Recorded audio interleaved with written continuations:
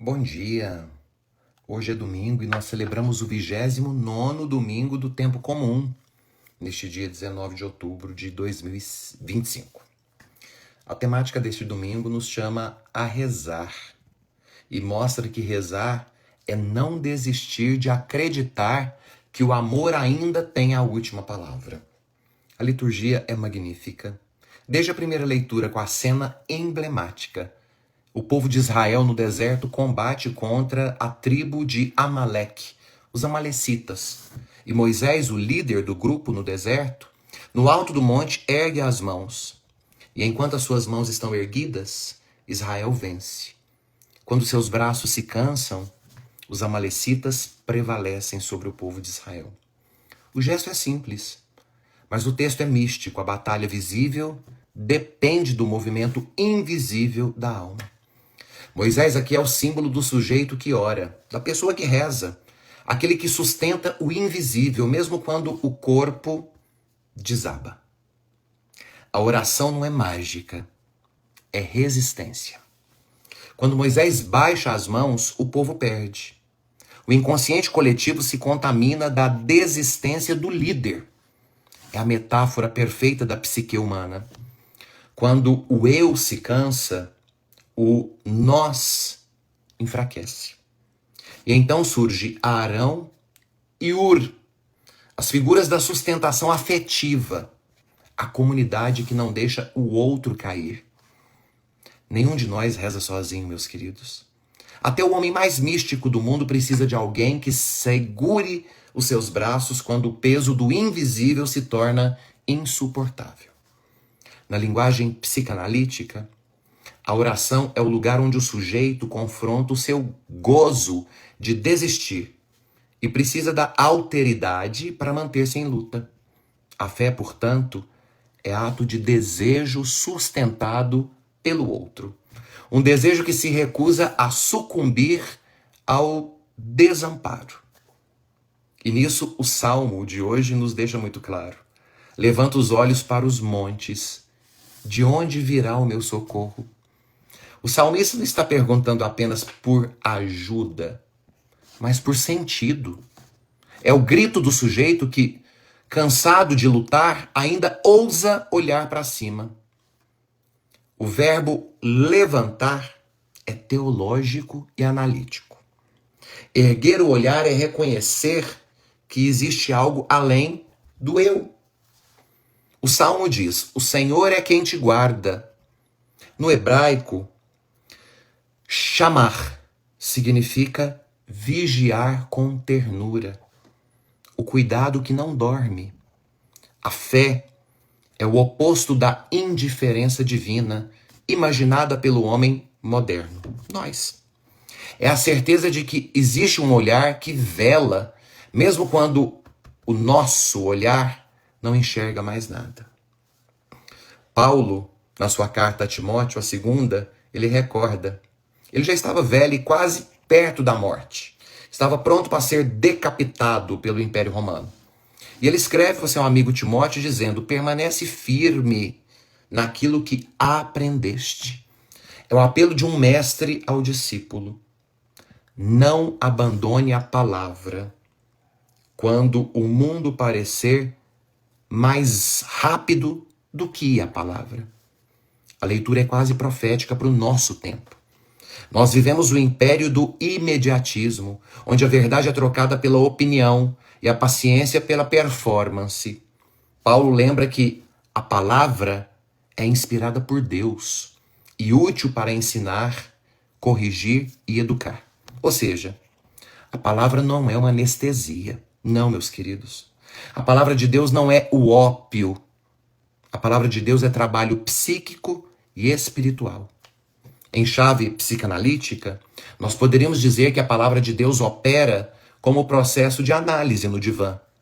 Ela faz o outro ouvir o que ele não quer, mas faz ele enfrentar o que ele evita, e assim amadurecer pela travessia daquilo que é real e não imaginário.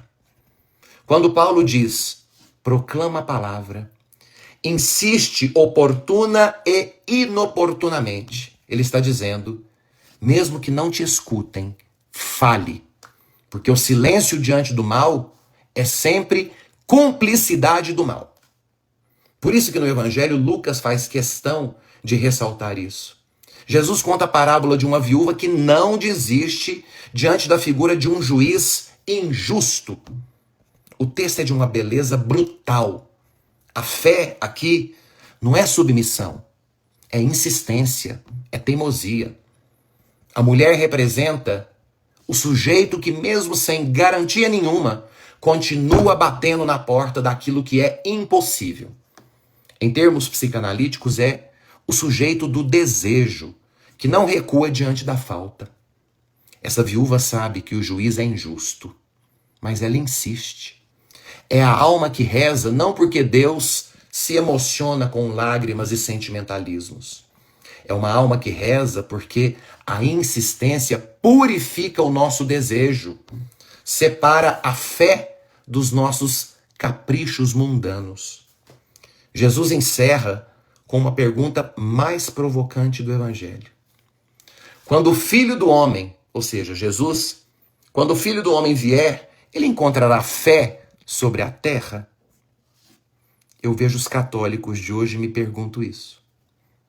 É um questionamento escatológico, mas é também psicológico. Jesus encontrará ainda pessoas desejantes ou apenas consumidores de ritos e milagres? Jesus encontrará ainda corações que esperam? Ou ele vai encontrar mentes que desistiram ou apenas se acomodaram aos ritos, às picuinhas e às cerimônias? A fé é o contrário da resignação. Não é dizer, seja o que Deus quiser. A fé é dizer que seja o que o amor quiser. É muito importante entendermos isso, meus queridos. É fundamental nós entendermos o sentido teológico da primeira leitura. Moisés de braços erguidos. A oração que sustenta a batalha interior. O inconsciente que precisa do outro para não sucumbir até o desamparo, o desespero. O salmo do olhar levantado. A fé que resiste ao desespero. O sujeito que se permite orar apesar da falta. É a exortação que Paulo faz ao seu amigo Timóteo. Permaneça fiel à palavra. A fidelidade ao próprio desejo de sentido. E no Evangelho, a viúva insiste. A oração perseverante. O desejo que insiste, apesar da recusa do outro. Meus queridos, a fé cristã não é um ópio, não é uma anestesia. A fé cristã é coragem de permanecer. Moisés permanece com as mãos erguidas. A viúva permanece diante do juiz. E Paulo permanece firme na pregação da palavra. Em todos eles, a oração é o verbo da resistência. O amor que não desiste, mesmo quando Deus parece silencioso. Na linguagem psicanalítica de Lacan, nós poderíamos dizer: rezar é sustentar o desejo diante da ausência que o outro te oferece. Na linguagem de Jesus, rezar é não desanimar nunca.